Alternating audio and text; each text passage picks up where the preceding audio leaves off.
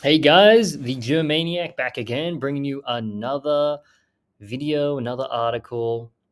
Now, what the hell is that on my face? Okay, that's better. Now, we have an article today, not directly relating to Germany, but it was really interesting, this one, because it kind of relates to, well, why Germany kind of wants to remilitarize to a certain degree. We'll go through it and then I'll give my commentary. Swedish Minister Commander in Chief warns of possible war in Sweden. What does that mean? By Charles Sumsky. Yeah, Zumsky, I'll say. Top security actors, including Swedish Civil Defense Minister Carl Oskar Bolin and the country's commander in chief, Michael Biden, agree that Sweden could soon be facing a war and call for increased resilience among the civilian population. Wow.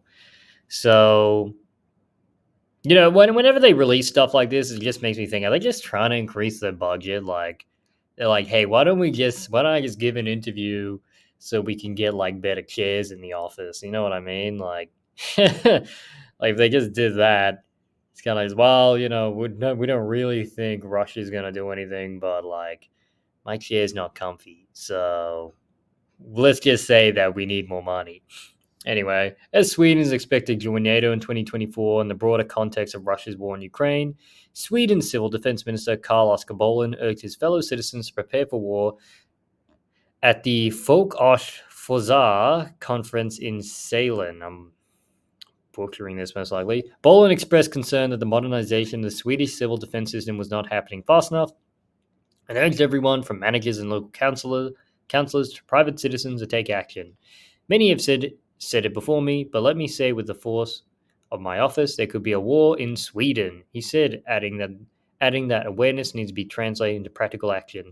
He also drew parallels with Ukraine, which faced a full-scale Russian invasion with total resilience, according to him.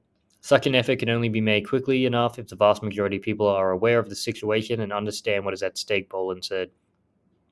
Commenting on Boland's take on Swedish broadcaster SVT on Monday, Swedish Commander in Chief Michael Biden said he agreed with what the minister said. On an individual level, you have to prepare yourself mentally, Biden said, and this is a very serious situation, and the clarity yesterday was unmistakable. It's now about moving from words and understanding to action. So they're trying to bring this into the public consciousness that you could be up for a fight with Russia. I mean, to be honest, like, I just don't see it happening. I mean, really, they can't beat Ukraine. Well, I mean, I think they're currently kind of winning in Ukraine, but not very well. They're like not winning very well. That's the thing. That's the entire point. So if it's just Russia, I mean, really, I think Russia's going to be able to take over everything.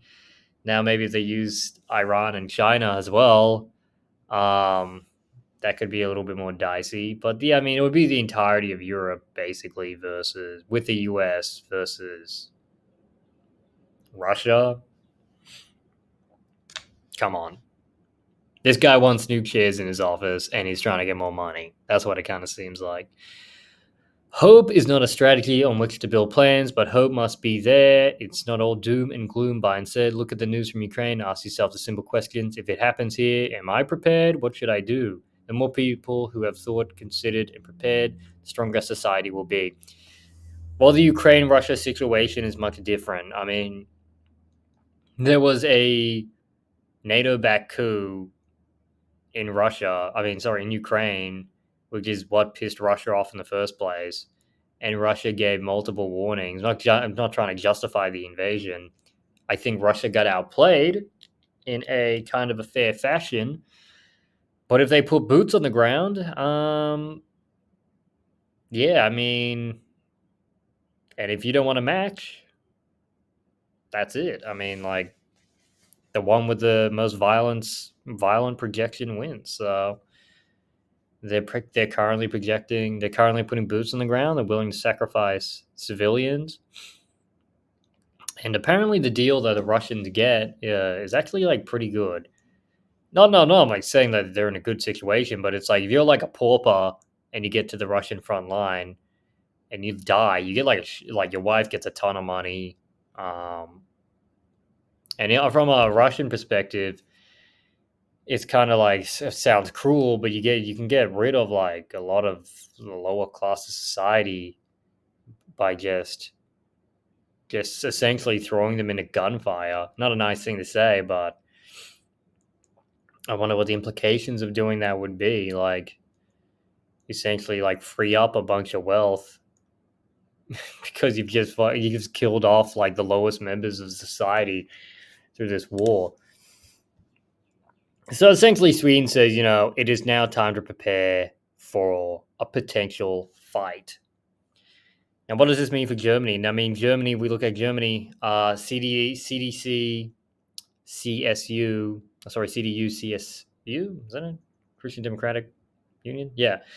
And they want to bring back conscription. So, and the AFD also does as well.